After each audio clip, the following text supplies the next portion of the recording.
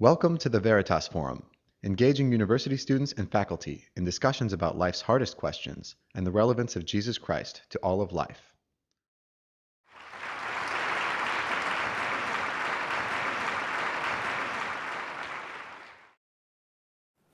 Thank you for your welcome.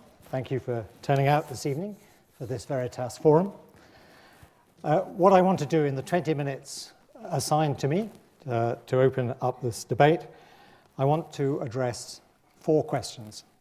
The first one is simply, was the financial crisis a technical crisis? The second is, was the financial crisis a moral crisis? I then want to open it up to a much wider context of the financial crisis. What kind of context are we going to set it in? And then finally, I'm going to ask the question, never again. So let's start off with, was the financial crisis a technical crisis? Now, as I expect most of you know, banks basically, or the financial sector basically does three things.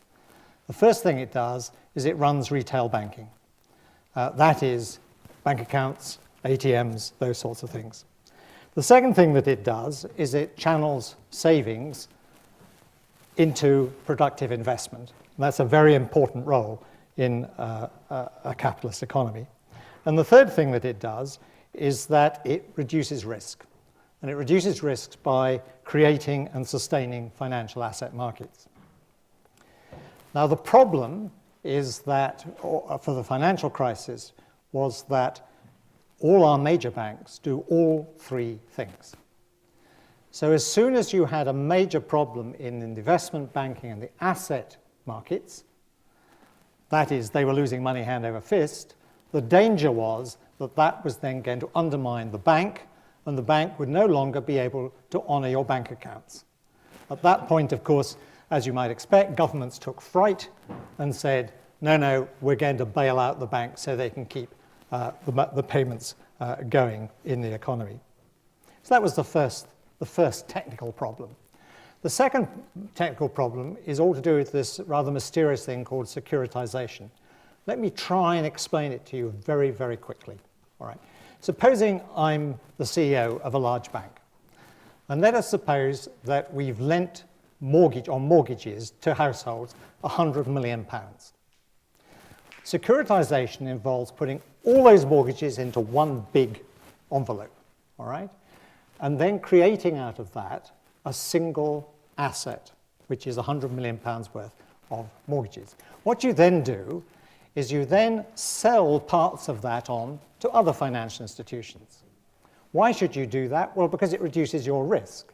If you can sell on 90% to other financial institutions, if any one of your mortgage borrowers defaults, instead of you taking the entire loss, you only take 10% of the loss. So it's clearly there's a big advantage there.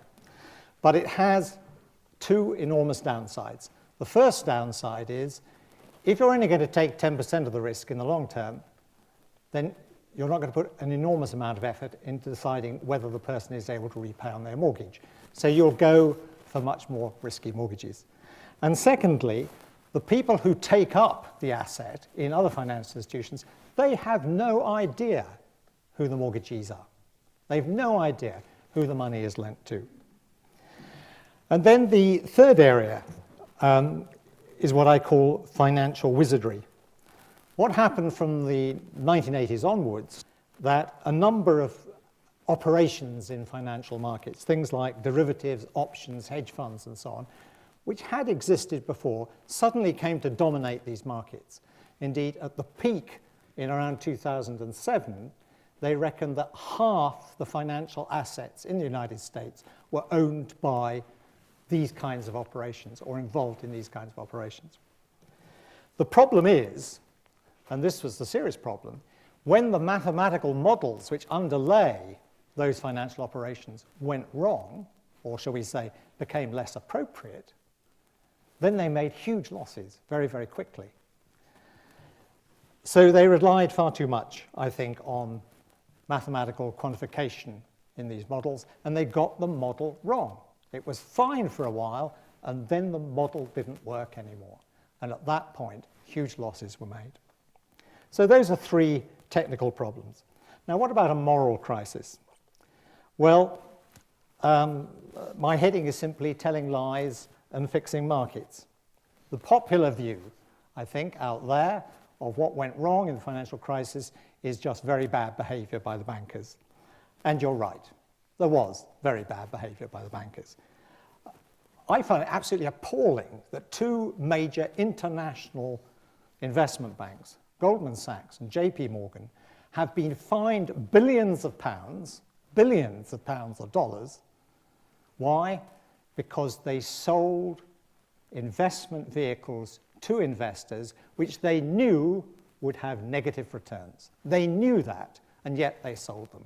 Why did they sell them? Well, because they got commission on doing it. I think that's absolutely disgraceful. And other things that are disgraceful, like the fixing of the LIBOR rate and so on. So there's a good deal of what I call telling lies and fixing markets going on. The second thing, the second moral issue, is this culture of wanting more and more, epitomized by the bonus culture in the city. And the bonus culture in the city was linked to another thing which was very serious, which was it meant that the bankers focused very short term, because it was short-term gains which generated their bonuses. St. Paul knew it all when he wrote, "The love of money is the root of all evil." And there's no doubt that's what, in fact, was generating the bonus culture. But I think it's important to put that in the context of a general cultural change, which, since the 1980s, has said personal indebtedness does not matter. Personal indebtedness does not matter. And so we have the extraordinary fact that in 2012, the average household in the UK, had £8,000 worth of unsecured debt. That is, either overdrafts or, more likely, on credit cards. In addition to 56k of mortgage debt. Now, when you think that there are people of my generation who've already paid off their mortgages, all right, then what you're actually talking about is a huge amount of debt being held in the private sector. And then, so that's another moral issue, I think, which we need to address. And it's all to do, I think, with the fact that we've lost sight of what the Skidelsky's call the good life. Okay? In other words, we've become totally absorbed with the idea that our aim in life is to accumulate money, wealth, possessions, and so on. And we seem to have forgotten the good life. We seem to have forgotten things like health, respect, personhood, harmony with nature, friendship, leisure, relationships. Those sorts of things have gone by the board. The third moral issue I want to address is simply that of lending to the poor. The crisis actually started in the United States, and it started in the housing market in the United States. And the reason it took such a hold there was because for many years they had been lending money to poor people to buy houses. The famous ninja mortgages, have you heard the ninja mortgages? Ninja stands for no income, no job, no assets.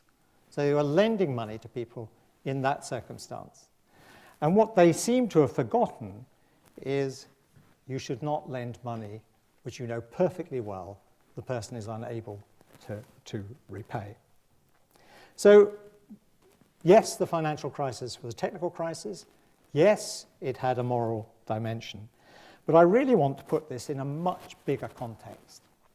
And this is really the ideology of liberal market economics. And I call it an ideology. It's what took hold in the 1980s. And basically, its argument was, or the argument was, at least in financial markets, the only question you have to ask about a financial operation or financial maneuver is, does it make money? That is the only thing you have to ask. Anything goes under this story, so long as it makes money. So it rules out completely a much older idea, which is that maybe the economy has a purpose. And maybe what the financial sector should be doing is serving the real economy, and making it more effective, because it's the real economy which generates the goods and services, the food, the clothing, the housing, the transport, the things which people need. What I want to do is to contrast that idea, the anything goes of the ideology of liberal market economics, with what I call the Christian concept of stewardship. And the Christian concept of stewardship says, what is the purpose of the resources that we have there in our world? What is the purpose of our work? The answer is, we're using those resources, we're using our work to provide for human needs. Now, what's quite interesting is that quite a lot of the complex financial operations which were put in place, which generated very high returns, made no real contribution to the economy at all, except in one regard, which is they paid a lot of tax. Otherwise, there was no real contribution. And basically, what was happening with a lot of these financial operations is they were redistributing wealth. And they were redistributing wealth from the stupid to the very clever. I can say this because I taught quite a lot of the people on the very clever end of it. Okay? These are the people. Because if you think about it, if you're thinking about the assets of an economy, they're generating real returns over time. What we know is, over the longer term, real returns on assets are around about 3%. So how can anybody running a financial operation generate returns of 15, 20, or even more % per annum? The answer is they're taking returns away from somebody else. Now that has two effects. One is it means that the pension funds, for example, don't have as much money in them as they used to. The second thing is it completely diverts the attention of the banking sector because it's always looking to the place where it's going to make the most returns. Let me finally ask the question, never again. Most of the people who comment on the financial crisis basically want two things. The first thing they want is they want the financial sector to get back to its genuine and important role in supporting the real economy. And the second thing is they want to prevent bad behavior. Now, basically, the remedies that have been put up fall under three headings. The first one is simply a revolution in values.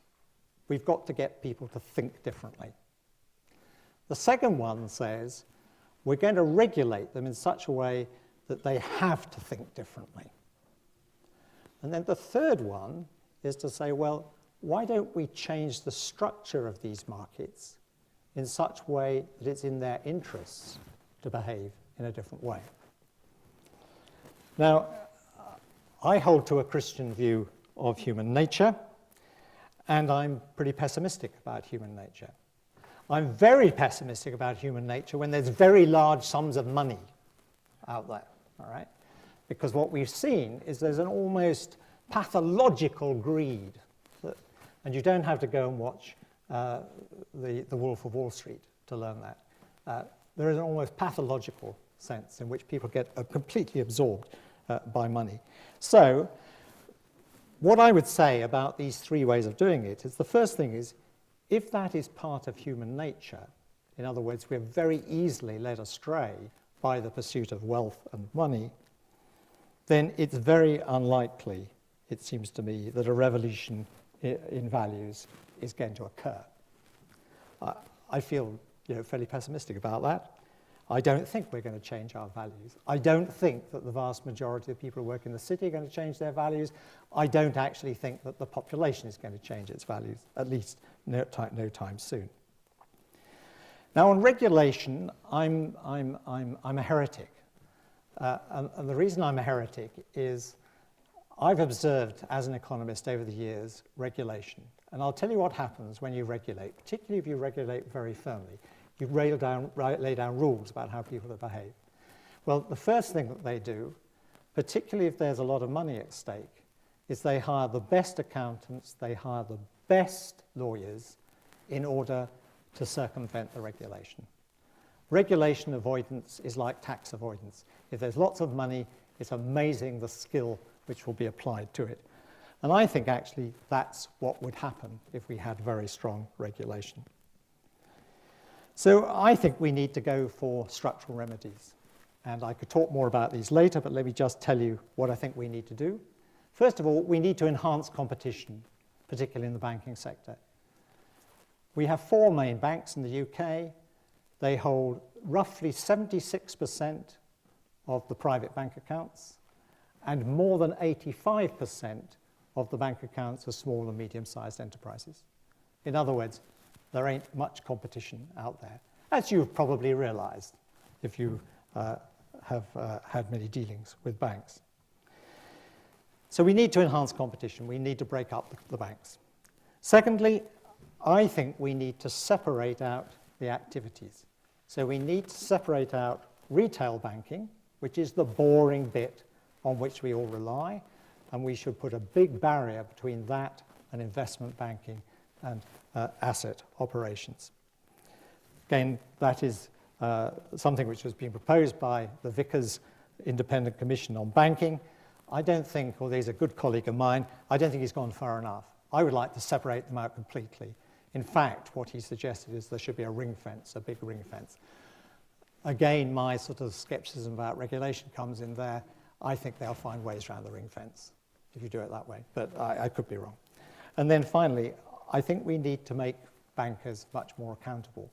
I don't know if anybody's read the report of the Parliamentary Commission on Banking Standards. If you have, you'll suddenly realize that it's like a refrain of, "It wasn't me, Gov." All right?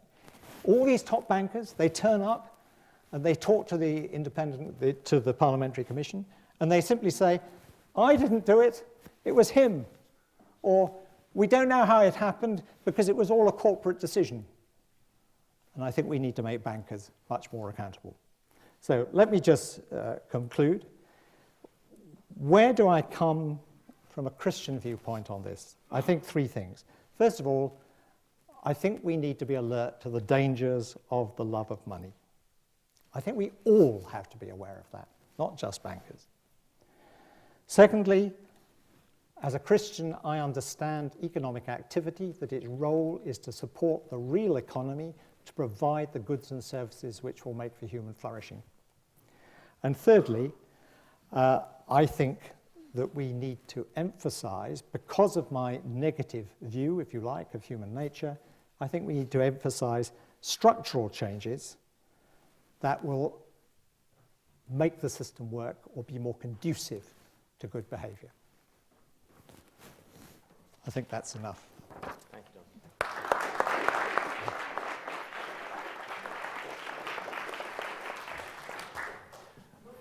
Well, thank you very much for asking me to give this presentation this evening. I was struggling to think about where I might disagree with Donald when he was giving his presentation.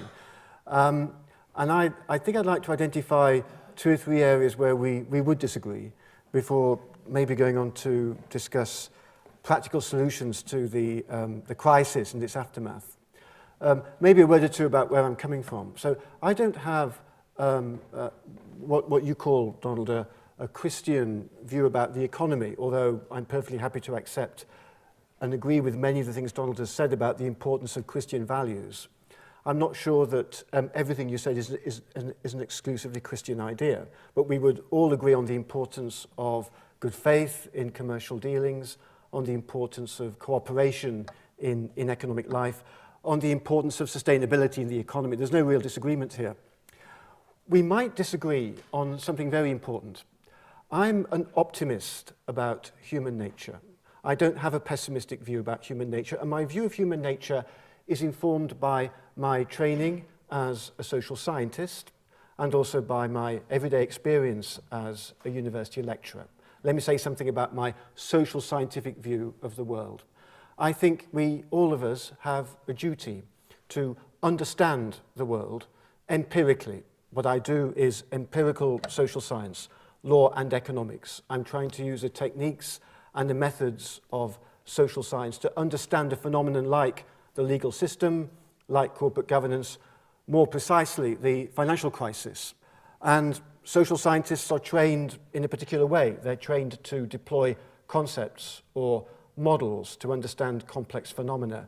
They're trained in particular methods for understanding a very, very complex social reality that's difficult to grasp. They're trained in often highly technical methods, statistics and interpretive analysis, which can't easily be grasped and often don't disclose a particular ethical position very easily. But these techniques are absolutely critical for understanding what went wrong in 2008 and for attempting to do something about it. And these techniques, I think, are more important than reflection on values. If we want to understand the role of values in the economy, we should do so through these methods and techniques, because it's these techniques which ultimately advance human progress. And here we may again really quite strongly disagree. I don't think we'll advance human well-being by reflecting in a Christian way or any other faith-based way on these issues. We need to think in very hard terms about the ways in which we can understand a complex social world. And when we understand it, it's our duty as social scientists, if that's what we are, but also as citizens to engage in a debate about how to improve it. And in that debate, there's a role for evidence-based policy, for an informed scientific understanding of these issues, but also there's a very important role for democratic deliberation. So if I think of myself in this context as a secular humanist, I think of myself as somebody contributing to a debate through democratic deliberative dialogue and through informed social science. There may not be that much difference between my position and that of a Christian economist. We might well be ending up in the same place at the end of the day, but I don't think our methods are the same. Now, how would we explain the financial crisis? Donald has explained the financial crisis in terms which include both proximate causes and more ultimate causes. I think we might agree very much about many of the proximate causes, but maybe not so much about the ultimate causes. I'm not quite sure. I think we need to take a step back from debate about derivatives and banking structure and debates about whether people are greedy. I think they will be. That's inevitable. We need to think about the fundamental concepts we use to understand this phenomenon. And if we're thinking like economists, we would think about the rational actor model. Most economists would assume that people behave rationally. And people often say that rational behavior is at the core of the problem here, because rationality often implies greed. It implies maximization. I'm not a trained economist. I'm a lawyer who came to economics by a rather circuitous route. But I want to defend the rational actor model as many economists use it. It's actually quite a good description, to begin with, of how people behave in an economy, in a market setting. And it also may have an important ethical core, because at the core of the rational actor model is the idea that each of us individually is empowered in the kind of society in which we live, a market economy and a democracy. We are all empowered by certain institutions to take decisions about our economic life. We're given enormous power as individuals to choose in our type of society, a power that isn't always available in other societies. And the rational actor model makes us responsible for our choices. The rational actor model, deep down, is not an excuse for greed. And I think a lot of modern economics would make the point here that it's not necessary to assume, when people are acting rationally, that they're not also capable of acting altruistically. A lot of economists today would distinguish between sociopaths, people who have no regard whatsoever for other people, and rational actors who may perfectly well have a preference for helping others. There's nothing at all wrong in economics with the idea that you might have a preference or a taste, or let's say a predisposition for helping others. And social psychological studies have shown that probably the vast majority of us do not behave in a sociopathic way most of the time. And only a certain proportion of the population, 15 or 20%, could be described as sociopaths. People who really don't care about others, people who just care for themselves. Now that makes me optimistic about human nature, and I observe in my everyday life, and not just in Cambridge where people tend to cooperate, but more generally I observe how cooperative human beings are. by comparison to almost all other species. We are very cooperative as a species, and we have evolved to be cooperative. And that's probably a lot to do with our particular genetic evolution, but also with our capacity as human beings to build societies through institutions, democratic institutions, political institutions. These institutions, which are partly built and have partly evolved, it's these modern institutions, which long post-date most major religions in the world and have very little to do with them at one level, which make civilized life possible in the West and also make our high standard of living possible. Now, these things, when they work very well. And most human societies display, thanks to the particular form of human evolution which has occurred, a tremendous degree of cooperation, a very high degree of specialization, a deep division of labor, which enables us to have a great deal of sane choice over our working lives and our careers, to choose meaningful lives. What's made this possible is the evolution of these institutions. Now, this can go wrong. So when we see people say, for example, that companies must be run purely for profit, companies must be run for shareholder value, or, for example, that a company like Barclays has a duty to pay as little tax as possible. You occasionally hear this. As a lawyer, whenever I hear this, I grind my teeth with frustration, because I know that virtually none of this is true legally. Right? Companies are not owned by their shareholders. We, the taxpayer, do not own RBS. Well, even the government doesn't own it, has some shares in it, but shares do not give you the right to run the company. So if you're a shareholder, you generally don't have the right to tell people how to manage it. If you're George Osborne, you can, of course, give a speech saying bonuses should not be paid, but that's a different matter. Okay, he doesn't have that right because he somehow owns shares. And the idea that the company exists purely for profit and much more to maximize shareholder value is, I think if we step back a little bit from the proximate causes, the ultimate cause of the crisis. Now let's think about this for a minute. We're saying here that the company, which isn't a person, except in a purely technical sense, a legal sense, it's not a flesh and blood person, it's not a human being. Of course, companies can't do anything without human beings, but somehow we've created a structure, an institution, the modern corporation, in the context of which human beings, let me put it this way, are allowed, even required, to behave as sociopaths. We've somehow created a culture which permits sociopathic behavior and rewards it. This is the root cause of the crisis, offloading risk onto third parties, onto the poor, onto those unable to take the risks, companies offloading risks onto governments, which is effectively what happened in 2008. And this is justified by reference to the idea that those running companies have a duty to maximize profits and a duty to maximize returns. No company lawyer would ever say this, and it's interesting to reflect on how the idea came about that greed is good. The three words uttered by Michael Douglas in the film Wall Street, well before The Wolf of Wall Street, even better, Wall Street by Michael Douglas. He played Ivan Boesky, an arbitrageur who was arrested in 1987, around about the time of that particular great crash, for insider dealing, and who played a major part in the takeover revolution of that period.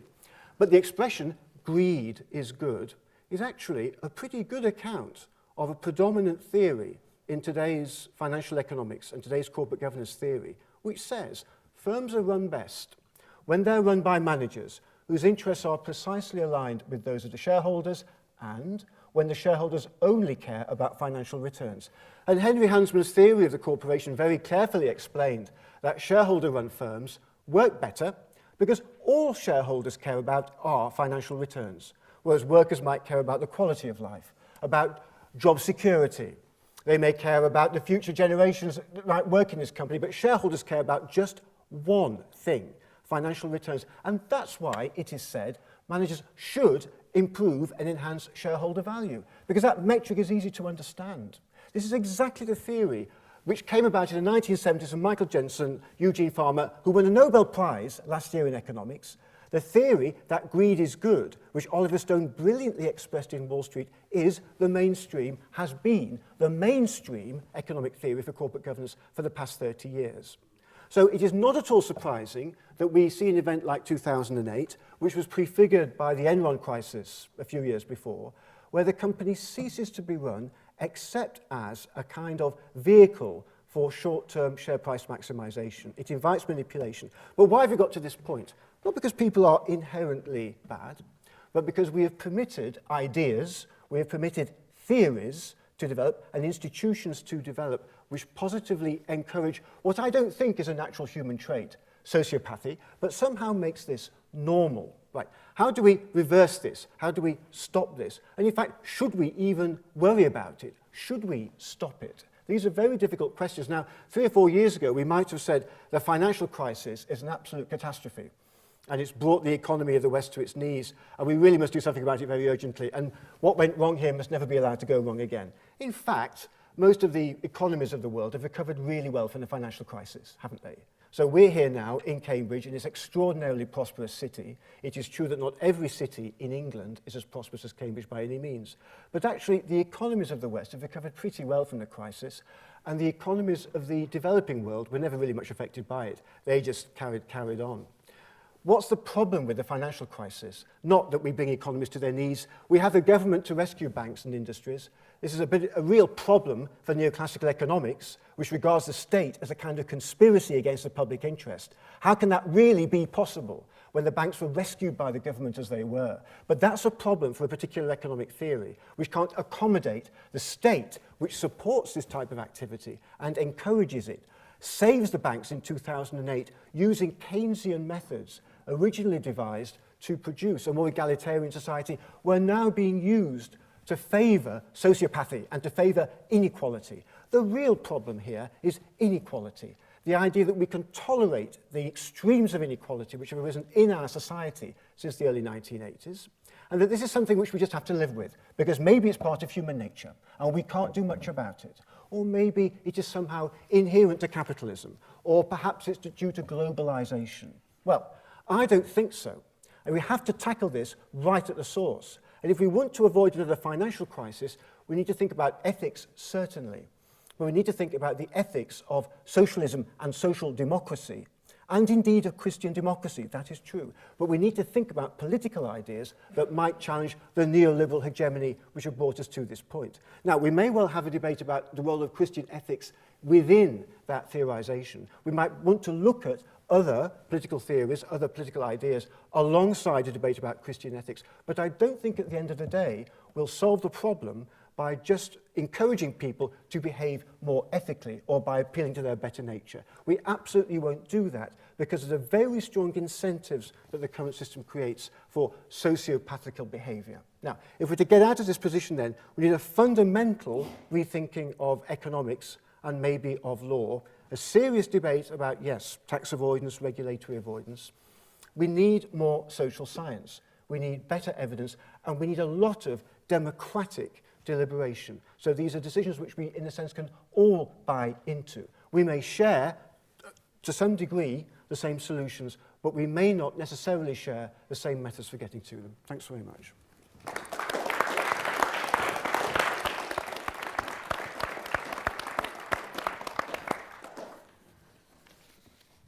Thank you very much, Simon and Donald, for that impassioned cri de coeur and demonstration of your professional expertise, I would say. Thank you also for emerging from a tough, grueling day in your legal deliberations, and also, Donald, for traversing from Oxford despite the flooded nature of our infrastructure. And thank you for a very interesting oeuvre in terms of looking at perhaps a historical and philosophical understanding of the technical and moral underpinnings of the crisis on one hand, and perhaps a more legal and one might say empirical understanding on the other hand, Simon. Perhaps my first question could be a little bit more on my home territory, and I thank the audience for bearing with me as a humble banker. Some of us have got a bad press recently, and I think it's important to have these kind of dialogues to perhaps strengthen our understandings of what can go wrong and what can be done better. So going back into my area of understanding of banking, looking at securitization, Donald helpfully unpacked that a little. I think it is a test point where you can look at in some detail to say perhaps some of the empirical understandings that have come from that have demonstrated that, yes, there was complicity throughout the value chain, from mortgage originators through to investors with investment banks in the middle. And the question I'd like to raise really is, what is the role of truth in that? If you compound a quantity of something, for instance, manure, you're not going to get gold out of it at the end. But that's the alchemy, the financial alchemy that stood behind securitization. By putting bad mortgages in, you theoretically getting good quality credits out of it. And perhaps I can ask, from a secular perspective, what is there to restrain that? You have a very optimistic understanding of human nature, Simon, and perhaps I could ask you to talk a little bit about that in some of those test cases, which are admittedly extreme. And perhaps, Donald, you wouldn't mind responding to that afterwards. Okay. Thank you. Well, okay, so there's no point in expecting people to behave well if they're given very strong incentives not to do so. Okay, so how can we improve their incentives? If we think of something like selling financial products, they're very complicated and people don't always understand them. So there's a clear opportunism problem here, or maybe a moral hazard problem of some sort. There's asymmetric information, as economists would say. Consumers are not well informed. So what do we do about that? We absolutely don't leave it up to the goodwill of the bankers to solve the problem. You know, we regulate it. We have lots of laws about this. We try to instill a different sort of culture in these industries. Norms are very important. Social norms are critically important. The law can't operate without social norms. It can't operate without culture. The law can embed very often different norms. But if we're saying to people in financial services, you can make a lot of money, it doesn't matter how you make it, but if you make a lot of money, you're doing well, and our society rewards you. If that's what we say, we can't be in the least bit surprised when we see malfeasance and when we see deception and when we see fraud. It is bound to happen, right? So the question I think to think about here is, how have we come to a situation in which there are such enormous risks for those who purchase financial services and where the offloading of risk is possible? It is because of a series of decisions which deregulated the financial services industry, or maybe re-regulated it in a very unsatisfactory way, going all the way back to the 1970s. There used to be very strict controls on what banks did. There were laws to prevent banks merging so that the functions which Donald talked about could be combined within one bank. These laws were largely put in place after banking crises in the 1930s and then again in the 1970s, but there was a neoliberal vogue for getting rid of all these laws in the 1980s, 90s and 2000s because this was thought to lead to economic growth. That's the answer. We don't need to have a big debate here about ethics or about morality. The answer is more effective regulation, although we might really want to wonder why it is that a perfectly well-functioning regulatory system can be dismantled so easily. Right, okay, I'm not sure what the answer to that question is. But it's not rocket science if you want to solve the problem of how to regulate financial services, because we did it once, not long ago. Thank you, Donald. What do you say to that? Well, I think I'm boringly going to agree, actually. I think it's worth asking, you know, how did this model of securitization, how did it work for so long? And the answer is because I think at root, the model was based on the idea that as long as the price of houses continues to rise, so long as you have a bubble, it made perfectly good sense. Because if I was a banker and I'm faced with somebody applying for a mortgage, and I know that they're not in a position, or they're unlikely to be in a position to repay the mortgage, as long as the housing market is continuing to rise, it doesn't matter, because if they fail, then I just simply take the house away from them and, you know, I take the capital gain on the value of the house. So there was a kind of crazy logic that lay behind it. And what's more, it was pushed by the Bush administration and the Fed, the Federal Reserve Bank in the States. They were the people who pushed it. And curiously, they pushed it because they thought this was a way of solving America's serious housing problem. It's a bizarre, you look back on it, you say, well, how did they come to think like that? And the answer is, well, they were trying to deal with a real problem, but what they didn't want to do, because of the liberal market ideology, they didn't want to go into social housing. You know, they weren't prepared to see a solution which, horror of horrors, might be regarded as a welfare state. So they weren't happy with that. And so they took this other route. And of course, it was incredibly foolish. Can I go back to the issue of sociopathic behavior? I did quite a lot of work at one stage on China. And you didn't need liberal market ideology to get incredibly sociopathic behavior of the good bureaucrats who operated within the Chinese planning system. The thing was corrupt to the core. Now, why was that? Well, I actually think that's something to do with human nature, all right? The fallen human nature, which is give the human animal the chance, if you like, to make money, to become wealthy, even at the expense of their neighbor and their friends and so on, and they will take it. I don't know if anybody's read Rob Gifford's book on China Road. Anybody read Rob Gifford's? I mean, it's a great travel book on China. And basically, I was reading it last night. He has this extraordinary thing. 2007, he arrives at this place really out in the middle of the Gobi Desert. And he gets some, he goes into a funny little cafe, and the chap starts cooking him noodles and meat and so on. And he talks to this guy, and this guy says, well, you know, we have a serious problem here, that we don't have our water supply. So he says, well, why don't you have the water supply? And he said, well, it's perfectly straightforward. He says the local officials, Communist Party officials, have concreted over the borehole. So why have they done that? Well, because they run a water bottling plant and they make money out of it. So I'm not terribly optimistic about human nature, to be honest. I mean, I think the truth of the matter is that if you set things up in such a way as to be conducive to good behavior, there is another element. Human beings are kind of Jekyll and Hyde, all right? And you can encourage the Jekyll side. But you have to remember that sort of hidden down beneath there is also the Hyde. And, sorry, that's a pun. No, it's not meant as a pun, but you get the idea. And so you've got to see this kind of duality in human nature.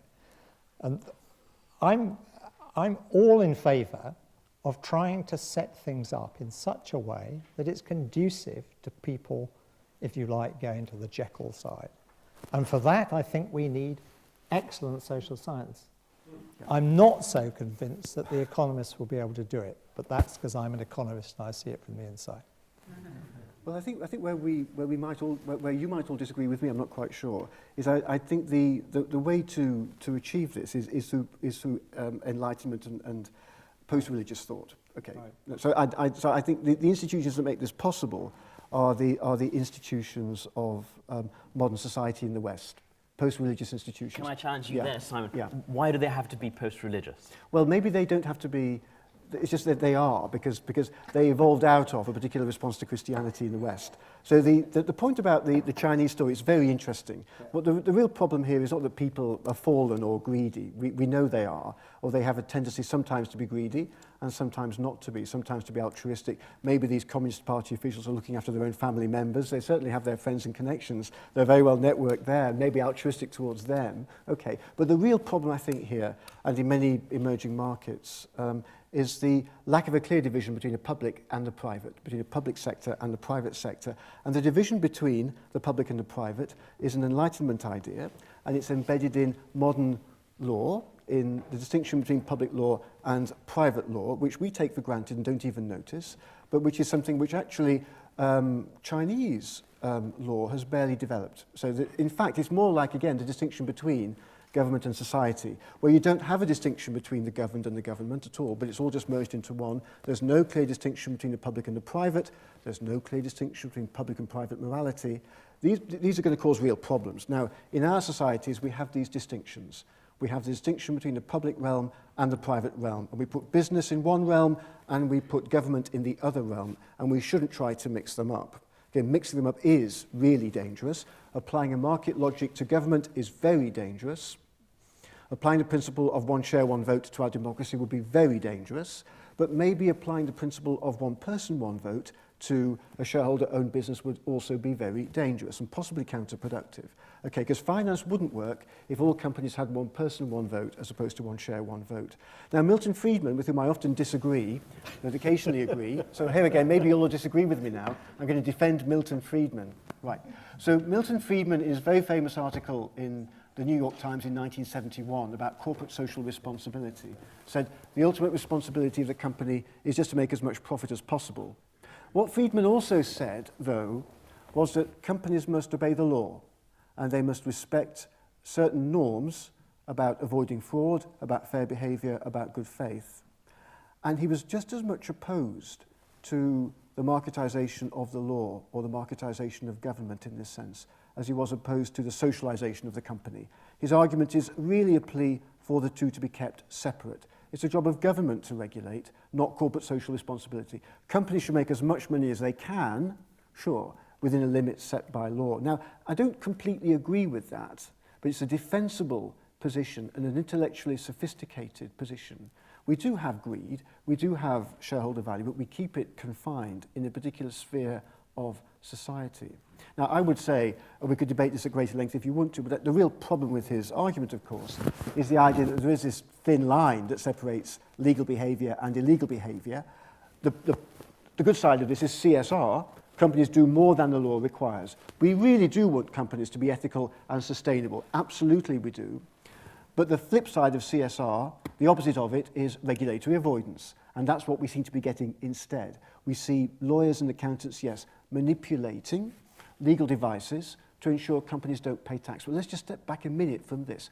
Why does that happen? And why is it so difficult to stop? It's so difficult to stop for this very simple reason, that the methods and techniques lawyers use to do really useful, important things, to create property rights, to allow free exchange, to create meaningful enterprises, the rule of law, consistency in the application of legal rules and legal principle, those very same techniques, and they are the same, are also being used for regulatory avoidance and tax avoidance. And it's because they're the same that we find this so difficult to deal with. But this is what I mean. You know, we have to identify the source of this using what we know about the world as it is now, using our social science methodologies and techniques, and understanding the institutions that we see around us. So it's a question not just of techniques, but also of understanding where they're coming from, where they're going to. And perhaps I can ask a question to Donald in response to that.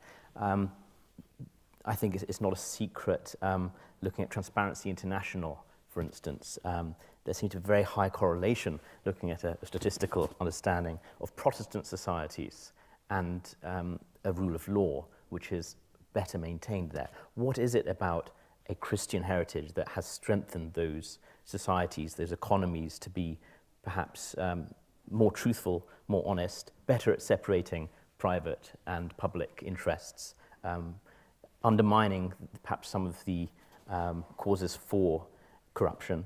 And I speak from an Indian background, knowing plenty about corruption, but not personally, I hasten to add. So perhaps you can give us some thoughts of why that's the case, and perhaps that's a counter-argument to some of Simon's eloquently worded arguments. I'm outside my comfort zone in terms of what I know about, but two things come to mind. The first is, of course, it's a Judeo-Christian heritage, and what we know about the Old Testament society is that it was a society based on law. Now, it was a law that perhaps we wouldn't particularly in its good details wish to subscribe to, but it was a society based on law. So that's the first thing. The second thing is that those who know their Old Testament will know that there was a great deal of ambivalence about the development of the political structure of the monarchy in ancient Israel. But what came out of it, which either way you take it, what came out of it was this very strong idea that the role of the political authorities was actually to serve the people. The model in the Old Testament was that of a shepherd. In fact, that was borrowed from a lot of ancient Near Eastern views. The role of the political authority, the role of the king was to be a shepherd to their people. Now, of course, it didn't really work like that because, of course, what happens was that the kings in the Old Testament started to exploit their subjects. But the model, I think, is very much one which came through into kind of Protestant thinking. So that it was, for example, that it was Protestant thinking which basically got rid of the divine right of kings. It was Protestant thinking which enabled, as it were, Parliament in Britain to become supreme, or at least to have, take away power from the king, arbitrary power and so on. Now, I am deeply outside my comfort zone here in terms of my kind of understanding of the history and so on. But it does seem to me there is something in what Ranjit says, which is that where you've had, as it were, Protestant understandings of the role of the authorities, that has become very much more, as it were, responsive to the needs of the people. And where kings or other rulers have not been responsive, then, as it were, the Protestant view of things, and I'm not thinking of going right to the kind of the anarchists and so on, of the Anabaptists, but basically it was an idea of saying, look, they have a role under God of caring for their people. And that, in a sense, is where I think the democratic ideal came from. I'm in a bit, there must be historians here who could tell me that's rubbish, but it's the way I look at it anyway. Thank you very much. Perhaps a question, really to go underneath this faith-based organisation and, in fact, the opposite, which is a non-faith-based organisation, if there can be such a thing. Is that not also a fideistic position? Perhaps a faith in not having faith? Okay. And what is the fruit of that in terms of looking at those values? Right. Okay. So we all have dogma. We all have faith. Nothing exists without some sort of non-rational, non-reasoned position. The legal system is like that, for sure. And all value systems, to some degree, depend upon assertions which can't be scientifically verified. However, maybe we should be very careful not to expand too much the scope of these taken for granted propositions or somehow dogmatic principles which underlie belief systems. We must be open and questioning about our policies and our institutions. And we must be prepared to engage with evidence, I think in a much more serious and systematic way than we're used to in our politics. So, of course, values drive politics, but evidence insufficiently, I think, drives our current politics. Now, this hasn't always been so. I think that the institutions which created our well-being would include certainly market institutions like private property. They would certainly include the rule of law. They would critically also include the welfare state. And the welfare state was constructed by social scientists, by and large, by people who engaged in empirical research to understand very pressing problems like unemployment, like poverty, and to identify that these problems were inherent to a market economy and used often quite market-like solutions like social insurance and collective wage bargaining, which we've now given up, regrettably, to deal with these problems. This took a massive amount of investment of thought and of method. It took a huge amount of time and of political will to bring this about in the West, between a period roughly from 1870 to 1970 or so. This was a huge achievement, and countries are now undergoing a similar process. Right, so if you think about China, China is becoming a market economy very quickly. And you may not know this, but China also has a huge debate about social insurance, about collective bargaining and freedom of association. And why is the Chinese party state trying to encourage trade unionism and collective bargaining? Maybe because its rulers are very worried about social unrest. But that's a good thing. That's very important. They should be worried about the consequences of not having effective social safety nets in place. Now, this faith or ethics or beliefs has something to do with this, but I think probably very, very little at the end of the day. I think there's another thing about China, and that is that the people I know who work on China and go there say that all the enormous economic growth and so on has actually still left a lot of Chinese asking the question, well, what's it all for?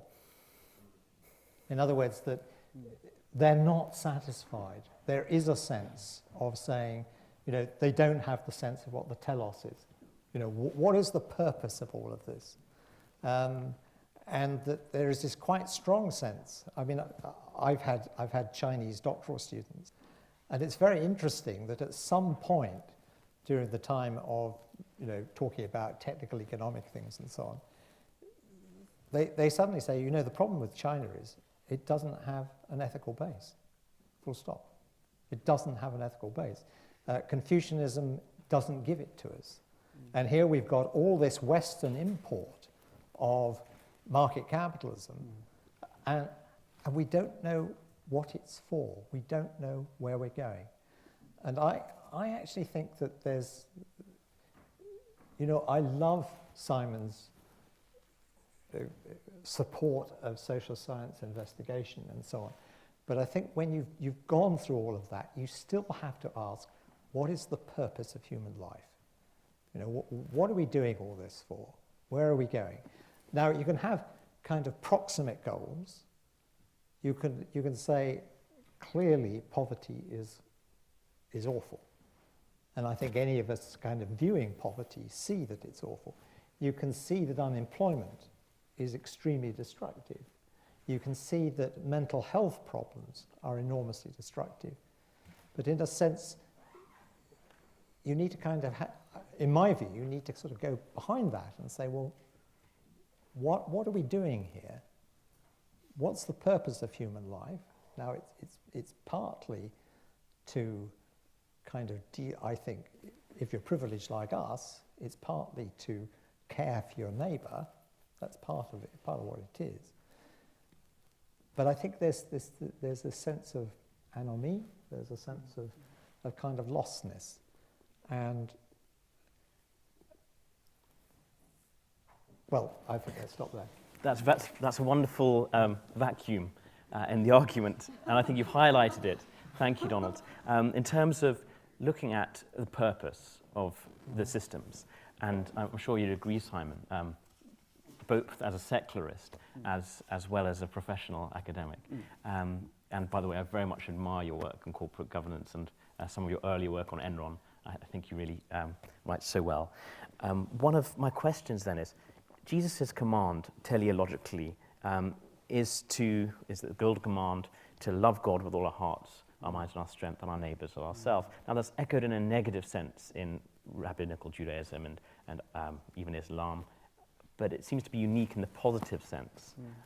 That would be a motivation for a positive force in the economy.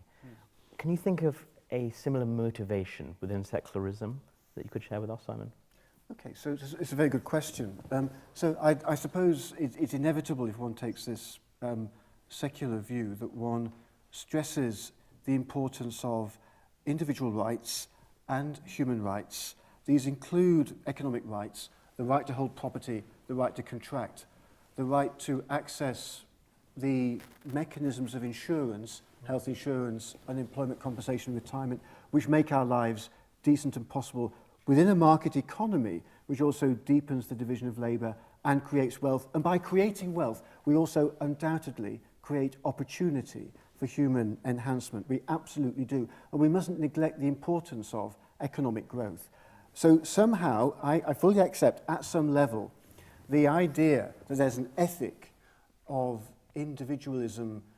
In a sense, I've tried to describe it. This should not be egotism, but should be a socially embedded individualism, which understands that none of us can achieve anything as individuals unless we have access to collective institutions, the legal system, the welfare state. They're all collective institutions, and we can't do anything without them. Yes, there is at one level an argument this is efficient, it creates wealth. In some economic sense, it's therefore a good thing.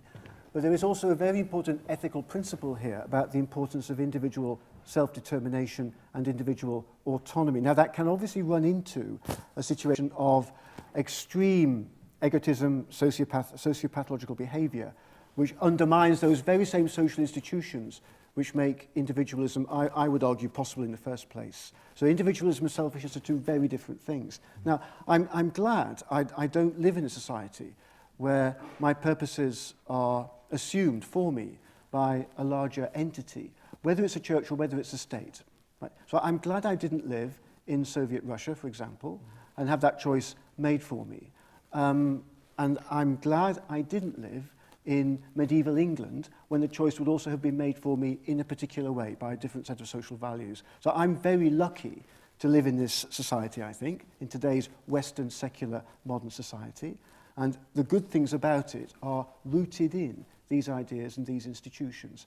But I think important here is not to make too much of the importance of any particular set of ethical principles. Our ability to decide for ourselves and to make a meaningful life should allow, I think, significant scope for individual self-determination on these questions. What would you say to that, John? Would you agree? I'm quite interested that Simon very often uses the word should. Now, it seems to me that what must lie behind that is a very particular understanding and model of what it is to be a human being. And I think that's come across. What I don't know is, where does that come from?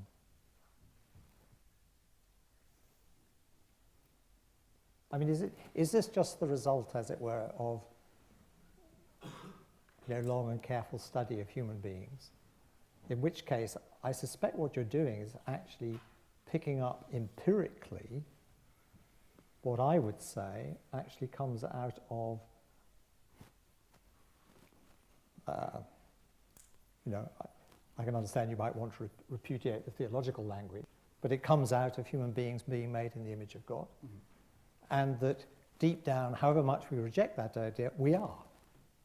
All right? And so we have value, and we believe we have value, and we pursue that value because, we think we should be cared for, we should be loved. There's a kind of deep, and also a strong sort of, you can identify the fact that human beings do apparently cooperate. And again, it seems to me that there's something quite strong going on there, which is more than just, cooperation is good because you get better results. People do genuinely love each other. I sort of feel, I kind of agree with you enormously, and then I kind of say, I know where I get that from. Sure. I'm not quite sure where you get it from. Sure. Well, I think if I get it from anywhere, it's from just a lived everyday experience of a certain experience of living in a particular type of society and trying to project particular values. Now, maybe I chose to become a university lecturer because I felt I could display those values in a way I wouldn't have been able to if I'd been working as a trader for Barclays Bank. I'm not sure. Maybe there are other factors which stopped me becoming a market trader, like my complete inability to do that job. You might have been very good at it. I don't think so. I really don't. But I think if I'm being more honest, I'd say I have very strong self-interest here. Okay, so I enjoy doing my job, but of course I'm doing it for myself as well as for my students and my colleagues. I'm not just doing it for them. I may believe in the institution of the university and of my college, although, as everybody knows, you can't love your college the whole time. There are good things and bad things in any university and in any college. But of course I would defend the idea of the university. But if I were a trader, if I were a banker, if I were a manager, if I were an industrialist, occasionally, I think as an academic I'm going to become a manager, or maybe have already become one, and we all have managerial jobs these days to do. I don't think my position as an academic is in any way ethically superior to theirs. I suspect, like everybody else, the people trading derivatives were making a living and probably having a really tough time, and I very much doubt they were happier for being wealthier, but they may also have been just doing the best they could, and they might articulate what they did in ways which reflected not just the greed is good mentality, but many other values. I don't condemn them. I don't condemn those individuals, and I don't condemn the people who ran Enron. If I really wanted to condemn, I would condemn, really, my fellow academics who propagated ideas that made this possible. But that's just an academic perspective. Most people will say, those academics were not to blame. It was some other force that did it. Yeah. Thank you, Simon. I think we have a few more questions amongst ourselves before opening up to the floor. And one of them goes back to that point of institutions and the responsibility of academics. You've written about pathological corporations, Simon, and perhaps I'm in between Simon and Donald in saying this. People can be pathological. Institutions can magnify that. And what is it that is redemptive to allow people to be slightly more positive about human nature, or even institutions, looking at institutions with a positive corporate governance impact or a positive, more than private purpose, as Unilever has recently done? Or even going back to the origins of Barclays Bank, when it was set up by Quakers to look after savings in a responsible way. And we see, of course, how things can drift. For me, I would say that one of the purposes of evaluating this academically, quantitatively, is to see that there is a room for hope, and that indeed, that for me is because the Holy Spirit can come and redeem people, redeem even institutions. But recognizing, as Donald pointed out, the fatalism of humanity left to its own devices. I think that the Christian message at its heart has that God loves sinners. While they were sinners, Christ died for them. And I think that's one of the redemptive things about economics, which we haven't yet fully grasped. How can we, as economists, as individuals, as business people, as savers, actually be positive actors in the economy? And how can we have that grasp of quality of life in all its fullness, which perhaps a secularist would call, in an Aristotelian way, the public good? Right. So I have a very naive answer, which is all I can really do as an academic and as a researcher is try to produce the best possible social science to understand the problem better. But that's just where I'm coming from here. So if I want to make a contribution to the public good, that's what I would do, because that's my job. And I'm lucky to have that job, and I can try to make my voice heard in debates. And I will get my voice heard. It's a real privilege, although maybe not as much as I would like. Okay, but I can influence a little bit these debates simply because of the position I hold. So I'm very fortunate. But that's my answer. I, of course, would hope to lead at an individual level in my relationships with friends and family and with colleagues a life which is principled and ethical. Of course I would. And of course, many people would who do not have a particular religious belief. Right, okay. But that, I think, is a separate point. Right, okay. And in my academic work, I'm not sure that I'll have greater influence by setting a particular example in terms of my personal or private life or the way I behave beyond my academic work. My academic work must be ethically conducted. It must be cooperatively produced, and I happen to think if it's done that way, it will be better research. But at the end of the day, any influence I have as an academic is almost entirely a function of how well I do my job as an academic, as a researcher. Thank you very much, Simon, and I very much appreciate the privilege of sharing this platform with you tonight. Perhaps a final word, Donald, you mentioned that you felt a sense of guilt for teaching very well, as I'm sure it was the case, but perhaps not teaching what you would now, in hindsight, see as good economics well. Would that be fair to say? Yes, I mean, I think one of the problems about economics as a discipline is that it does become all-absorbing. And it's quite difficult if you're in the mainstream of economics and you're having to produce those articles for the Economic Journal, whatever it is, year after year. It's quite difficult to kind of step outside and say, is this vision of human life in its productive sense, is this right? And here, I mean, I entirely agree with Simon. It does seem to me that what's happened is an ideology has actually taken over. I think it goes back further than the 1970s. I actually think it goes back to, and if there are economists here, they'll know what I'm talking about, which is basically utilitarianism, which was at the root of economics right from the very beginning. And I mean, this isn't an answer to Ranjit's questions, which is an impossible thing to answer anyway. One of the things I had to do when I taught economics, I used to give the second year lectures to all the people doing economics, undergraduates doing economics. And there's an enormous lecture theatre in Oxford called the Gulbenkian, which is a really scary place to give a lecture in because it's so big. Yeah. And I would have about 400 students in there.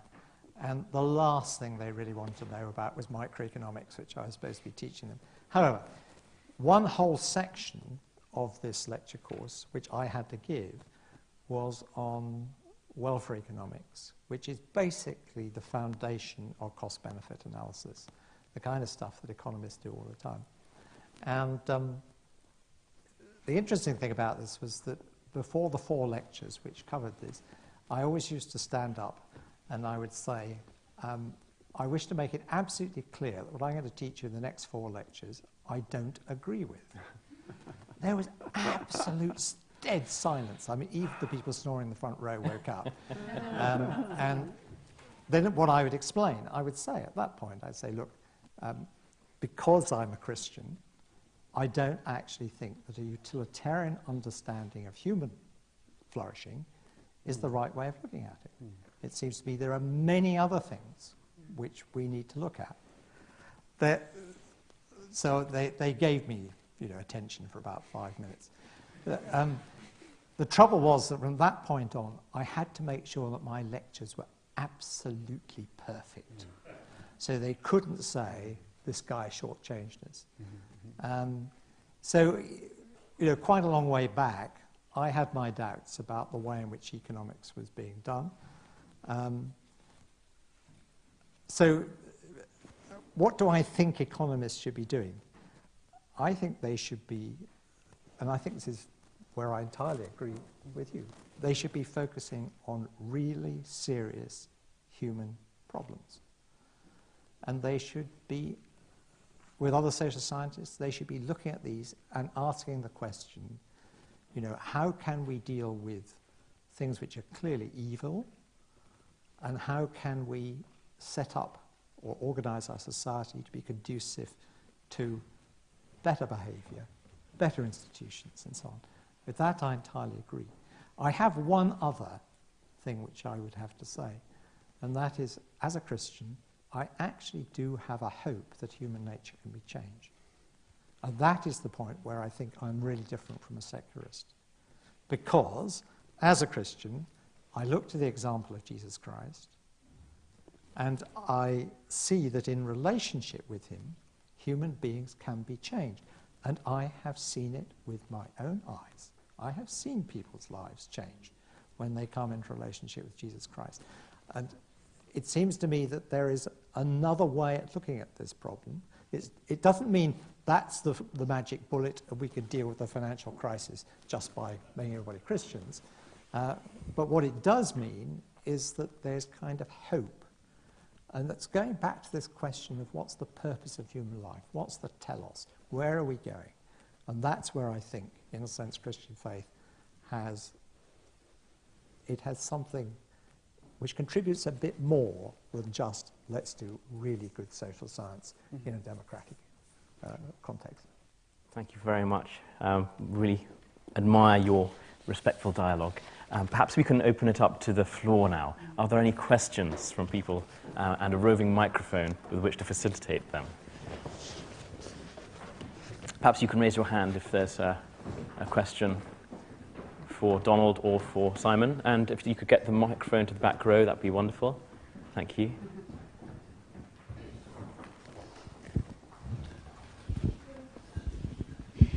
Thank you very much for all of that. It goes back to something that Dr. Hayes said in his talk at the beginning, but also links to what you said just then, which is about whether, when you were talking at the end about potential ways of stopping such a crisis happening in the future, and you suggested that it wasn't so much transformation of values, that wasn't the solution. It needed to be about structures that create incentives that change behavior. How would that fit with your idea that there is hope for transformation in the lives of Christians through their relationship with Christ? Because presumably if we're structuring things so that there are incentives and that's what changes behavior, that's not going to, that's different from transformation. I haven't worded that at all well, but does that make some sort of sense? Yes, it makes very good sense. Let me try and explain.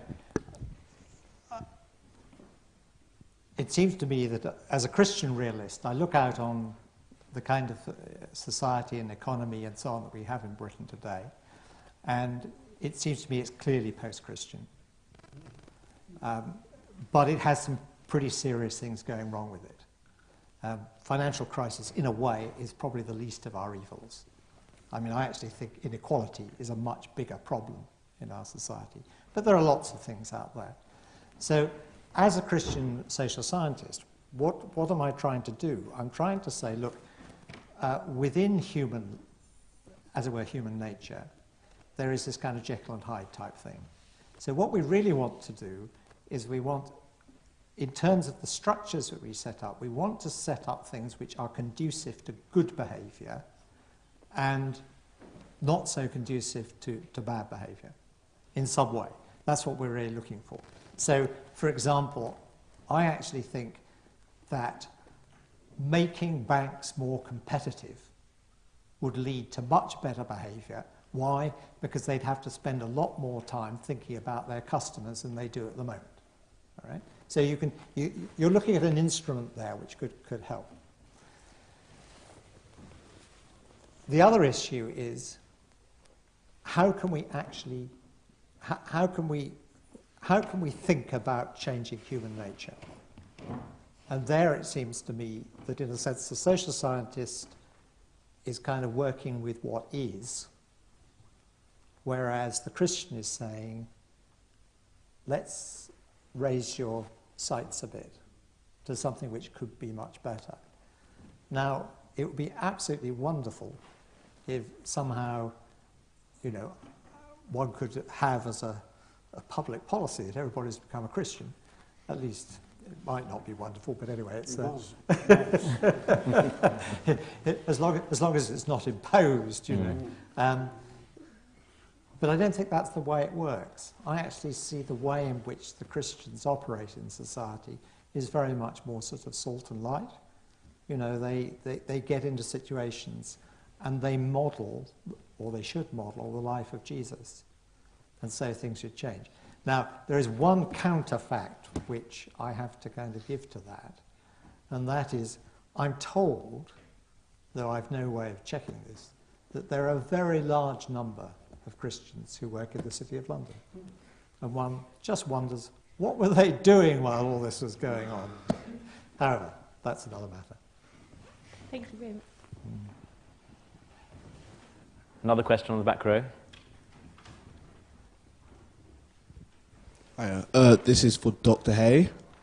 So just regarding your point about making banks more competitive, I was just wondering how that would work, firstly, in practice, and secondly, do you not think that perhaps a byproduct of that could perhaps be banks end up taking on more risk, in fact, in order to compete further, therefore having negative effects instead?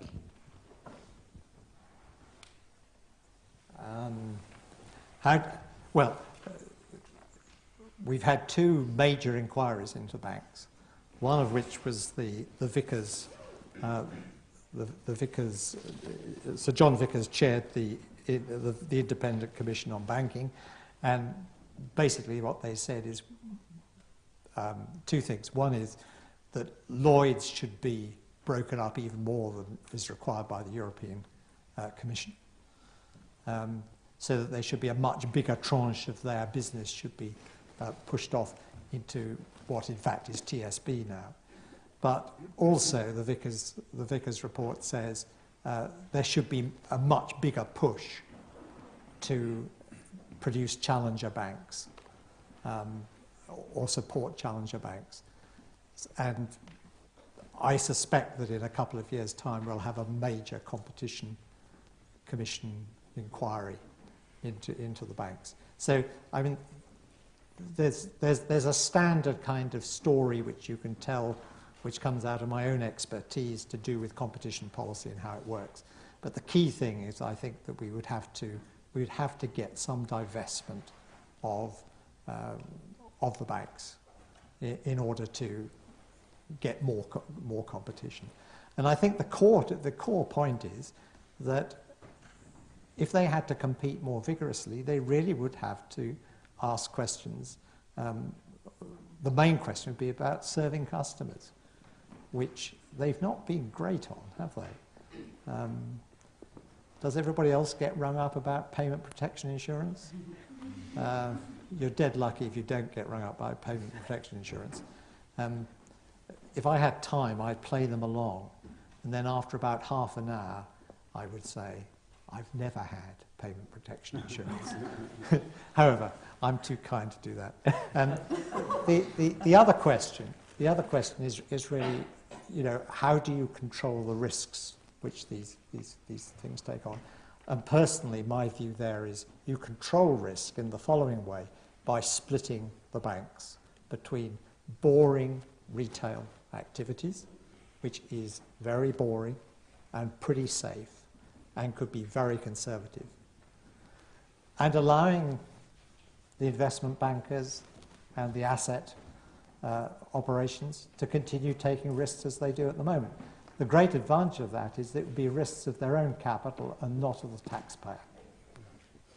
So that's the way I would do it. Thank you, Donald. Perhaps a question here on the third row. Richard.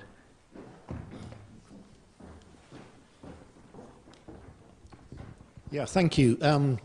You mentioned China, and I'd just like to throw in a few remarks about China, a country I have visited a few times. And what fascinates me about China is the combination of a fast-growing economy and a fast-growing church. The best estimates that are about 8% of Chinese are now Christians, and they are playing a significant role in the expanding economy. There's a whole class of people who are actually called boss Christians, highly entrepreneurial people, and many of whom have founded churches as well as their own companies. And there is evidence, and this is supported by Niall Ferguson in his historical work, that many of them are pretty enlightened employers. In other words, they treat their workers rather better than most, and I have met some who fall into this category. I think, for instance, of one who's played a major role in improving health and safety standards in the Chinese toy industry.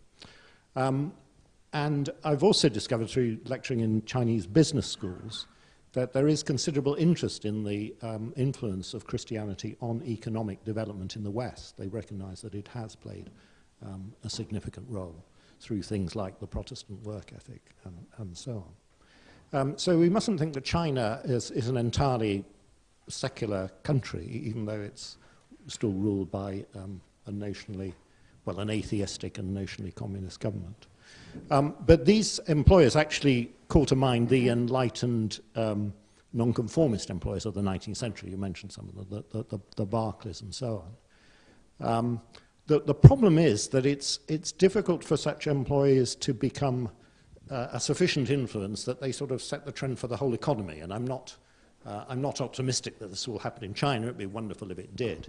In this country, which was a much more Christian country, the Rowntrees and the Cadburys had an influence, but they never became sort of mainstream. And what, of course, happened was that when these companies went into public ownership, then the distinctive ethos of their companies changed, which makes me ask the question, what about this transition from private firms to public firms?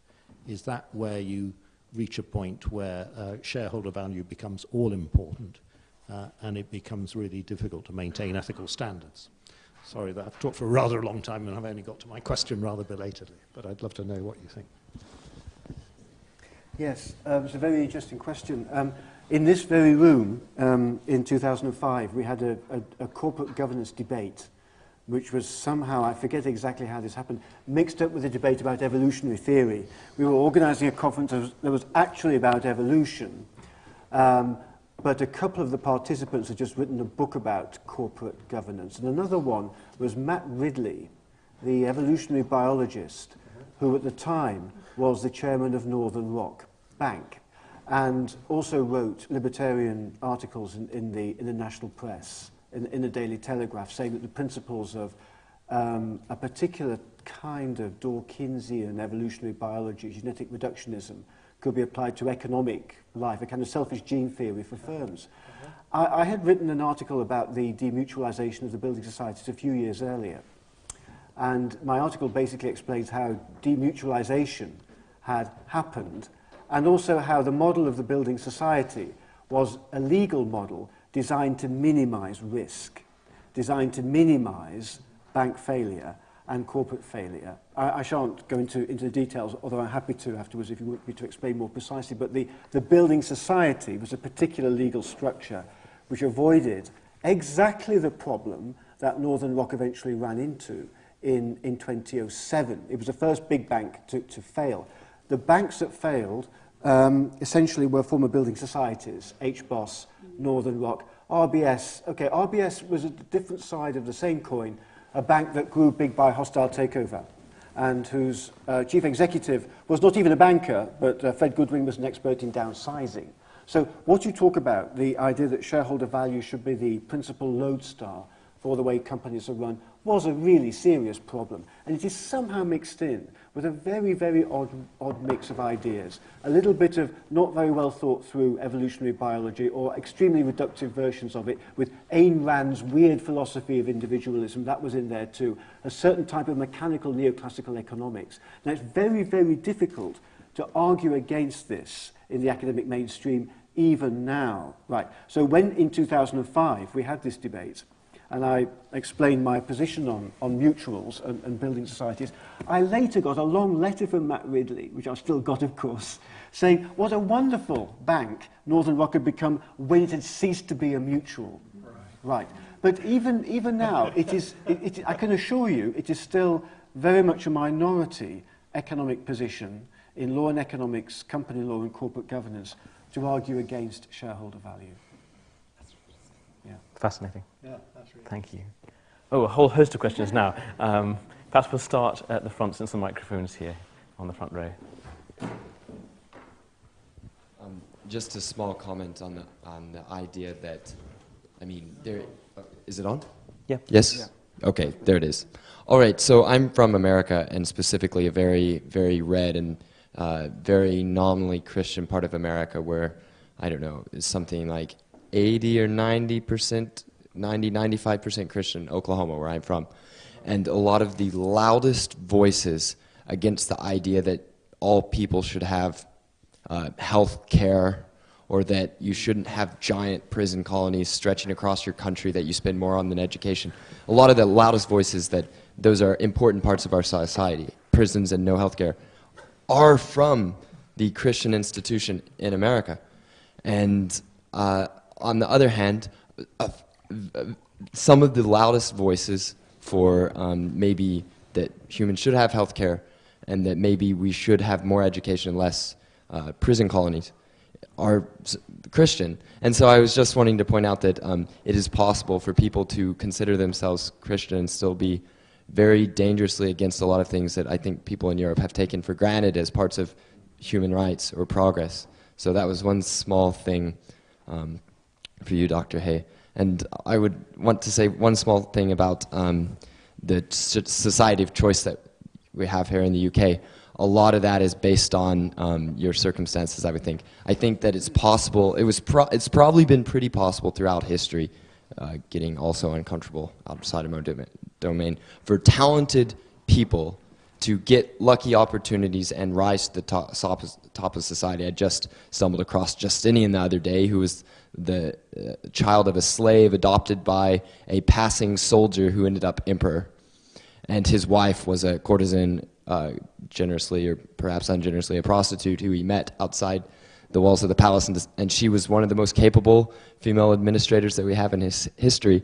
And I'm sure that's not the usual story, obviously, in ancient society, but I think it's always been possible for really talented people to make it to the top. I think perhaps the problem now is that the resources we have available make it to where there should be a lot more choice for more parts of the society than there currently is, I suppose, compared to back when you had agriculture and a few rich nobility.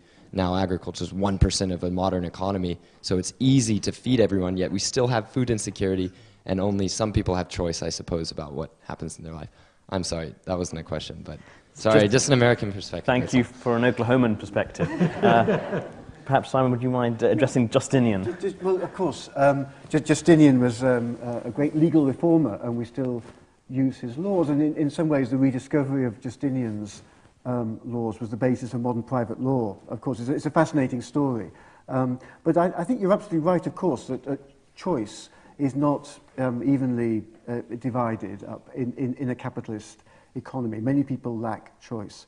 What I think we probably shouldn't accept is the idea that suppressing the market will necessarily produce more choice or more well-being. Now, I think we need to be careful what we mean again by the market here, but I wouldn't want to defend a system that suppresses private property and suppresses individual autonomy. I don't want to defend a real socialist or communist or Marxist economy, although I think the reasons for the failure of those economies are still not properly understood. And we need to think more carefully about why exactly they failed. Now, that's a different story. But because they failed, it's very difficult for people on the left to argue convincingly that they're in favor of that option. Right. I think philosophers of the left like Slavoj Žižek, who seriously accept that something was wrong with real socialism, are to be admired. People don't try to defend that system who lived in it. Right. Now, having said that, I probably have a fairly conventional, unexciting Fabian social democratic position on this, which is that we should regulate the market economy. But I don't believe this is suppressing the market. Right. I don't think the market exists without institutions and laws to control it. Now, we may have a debate about detail here. That's what it is. It's not a fundamental debate about systems. Even Arthur Scargill didn't want real communism, apparently because he had a very miserable time on holiday in Bulgaria, and came back completely convinced of the merits of social democracy. So Scargillism is really a claim for a fairer share of the pie in an economy which is still fundamentally a market economy. So we can have these debates. They are sometimes made out to appear to be more important than they actually are. I think that the area we debate within our society is perhaps too small at the moment. There's too much consensus between the two main parties, but no one is really proposing, I think, that we abandon human rights, markets and regulation in some sort of mix. Thank you. It's perhaps interesting at this point to interject that it was a decidedly Christian social democratic tradition which brought in the Beveridge Report and much of the social welfare state as we have it today, influenced by his childhood friend, Archbishop Temple. So it's an interesting point of English history for some of our American friends. But perhaps, Donald, you would address that, the Oklahoman perspective in terms of the Christian economic tradition being taken in two different directions. Well, probably my best American friend is an Oklahoman, and he also is a Christian, and he despairs, I have to say, of his co-religionaries. And I've often talked to him. I said, you know, why do you get this? And he said, actually, because lots of them see Christian faith as something which you keep within the family and within the church, and it has nothing to do with politics. And so politics is a completely different kind of field of discussion. And I mean, basically he says there's a complete failure to see that, as it were, Christian understandings really ought to flow over into the political arena.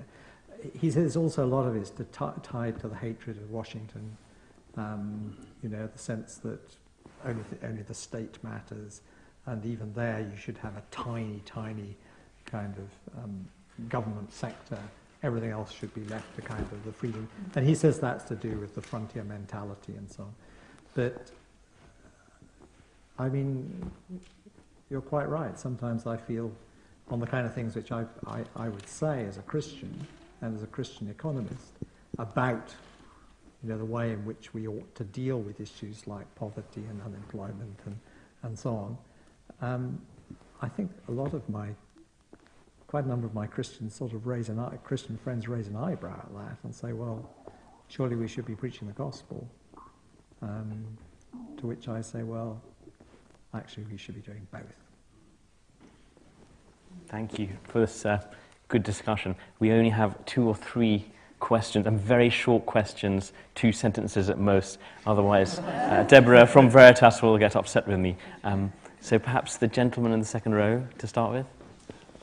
So my question is, in your opinion, are financial crises a bad thing? Because Donald gave some separation of banks, might give more attention in the real economy, more the world can go on, more prosperity. Isn't it greedy to want more prosperity since the world's so prosperous already? And Simon, it's you're against inequality, in favor of rights, but having a crisis doesn't affect rights and should increase inequality because all the people with assets have those assets diminish. So, is it a bad thing in your perspectives? Yes. Why? Well, because we have 1 million young people, aged 16 to 24 in this country, are unemployed. That is a scandal. You go to Spain, it's an even higher proportion of the young people who don't have a job. That is a scandal. And all of that has flowed out of, or is the results of the financial crisis. I mean, it's completely straightforward. What's happened with the financial crisis is that some of us have done all right. I've done very well because I was protected, but I'm 70. If I were 20, 21, it would be a very different world which I would face. So I don't think, I mean, you can say, I've heard people say, well, you need a crisis from time to time because then we think hard about our institutions and get things better. But what a cost. And what's more, it's not a cost that falls on the likes of me, it's the cost that falls on people who've been unemployed for a very long time. People who've never been employed. I don't know. I don't think it's a good thing at all. I think we should do everything we possibly can to make sure we don't have another major financial crisis. Yes, regrettably the crisis wasn't severe enough to bring about the policy change we need. So the last time we had a fundamental economic crisis, we had a World War and a Great Depression. Now there was eventually a major change, but if people forget that what brought into being Keynesianism and social democracy that produced rising living standards and faster growth than we've had for the past 30 years, for the 30 years or so from 1945 to 1975. That conjunction was brief, but it took a good 20 or 15 years after the great crash of 1929 for the change to really come. So when people say, why hasn't the left got its act together to produce an alternative to neoliberal capitalism? Well, I think these things take a little bit longer than just 2 or 3 years. But another real problem is that those same techniques for saving banks, for saving economies, which people had invented in the 30s, were used this time to mitigate the effects of the crisis. Even within months of it petering out in 2008, economists who came to Cambridge for a big conference we had were saying, it's really over already and we don't need to worry too much about it. So I'm very worried that the crisis wasn't serious enough to trigger this big policy change, because there will have to be then, unfortunately, a bigger crisis. About a decade ago, I was giving a paper at the LSE about the long-term prospects for the return of social democracy and effective welfare states. And I'm an optimist on that one. And I was using the analogy of the early 1900s and the work of the Webbs and Beveridge. They worked at a time when there was enormous casualisation of labour, as there is now. The precariat had its equivalent then. And what we now call globalisation, they called imperialism. Things were more difficult then for what they had to achieve in the sense than what we have to achieve now. So I said, we shouldn't be too disappointed about the prospects long term. So a member of the audience said, so what you really want is a Great Depression and a World War. Or 2 world wars, ideally, and then you'll finally get your Fabian way. So I said, well, look, we have to avoid this time, but we didn't, I'm afraid. So I'm very pessimistic on that count. So can we summarise that crises may be bad for many people, but perhaps we should have more of them until we learn the benefit of our ways? Perhaps chance for one last question before we go informally to perhaps a question and answers more individually. Thank you all for your patience, your perseverance, and as they're a brave person, I've appreciated the questions tonight. I thought I might be on my own, but you've been a very good Cambridge auditorium. So thank you for that. Final question? Lady in the front, yes. Thank you. During your comments on the financial crisis, both of you mentioned and stressed the irresponsibility of lending to the poor who cannot repay loans, which I would totally agree with. And we've also mentioned the Old Testament law and Israel being based on that law. And when I think of those two, what comes to mind is the 5th chapter of the book of Nehemiah in the Old Testament, where Nehemiah, who was governor of Judah at the time, is very practical in addressing the exploitation of the poor by the rich within the Jewish society there. And so I was wondering if you think the Old Testament is relevant today, either of you, and if there's anything else, other lessons that we could learn practically from the Old Testament and apply to society here in the UK. Perhaps just to elucidate for those who haven't read the 5th chapter of Nehemiah, Jerusalem was being rebuilt, and the Israelites were being sold by their own people into slavery, and they were indebted, and this was not being tolerated by Nehemiah, so the Deuteronomical tradition of liberty of Jubilee was reinstated. So people were freed from slavery, and their debts were cancelled, and that's sort of seen as an interesting model. But is it relevant today? Yeah. Okay, so I think there are certainly socialistic elements, aren't there, in the Old Testament. Right. I like to read Ecclesiasticus, but I'm not really sure that this is a book which is regarded as conventional or orthodox. Is it part of the Apocrypha? I'm not sure. You see, I think there are lots of fascinating texts in the Bible which have resonance for us today, which even atheists or secular humanists can learn a lot from. I wouldn't deny that for a minute, that's right. So, yeah, I think this is one potential source of enlightenment, if that's not the wrong word to use on this occasion. One of them. One of them, yeah. One of them, that's right, yeah. Donald, would you say that's enlightened? Yes, I would. I mean, I think the way we should use the Old Testament, in fact, the way I use the Old Testament, is that we look at the kind of structures that they set up, and we ask, well, what are the fundamental principles that lie behind this? What was this apparently archaic law trying to achieve? And I think the one you picked up on is very much that the key way of dealing with poverty in Israelite society was actually to get people back into productive activity.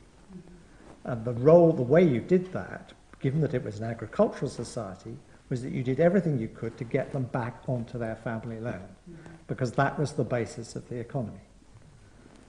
And that's what the Jubilee was about, and that's what forgiveness of debts was about. It was to get people back into productive work, so they could support themselves, support their families, and so on. Now that seems to me an excellent way of dealing with some of the problems we have today.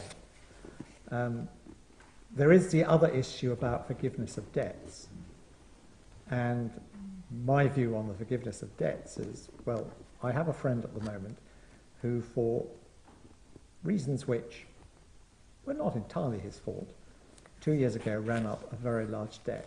It has destroyed his life. It has destroyed his life. He's frantic. He's absolutely frantic. I think that any kind of system that allows people, allows banks, or banks go on lending, or credit card people go on lending to people who clearly can't repay, and then send in the bailiffs, that just seems to me so wrong. And what the Old Testament pattern would have said, well, if somebody's come into debt, then the point should be reached where they can wipe the slate clean. And people say, well, you can go for personal bankruptcy, or you can go for one of these independent voluntary arrangements and so on. They're not very attractive, actually. I mean, it's a lot better than it was, say, 100 years ago. But there's a lot of penalties attached to doing that. So I would like to see the principle of kind of debt relief given given many more sort of options. Of course, there is a problem then that people will borrow too much, and then just okay, yeah. Anyway, that's the way I'd handle it.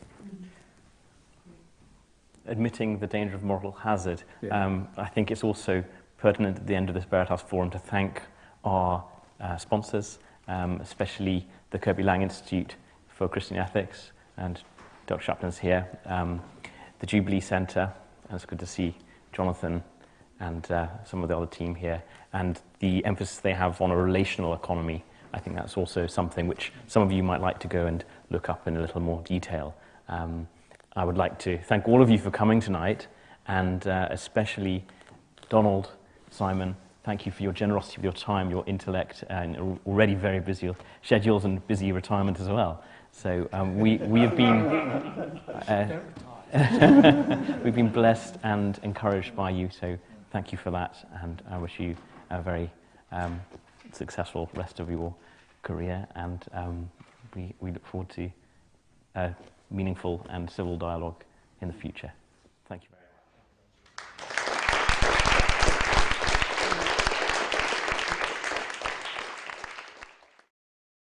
For more information about the Veritas Forum, including additional recordings and a calendar of upcoming events, please visit our website at veritas.org.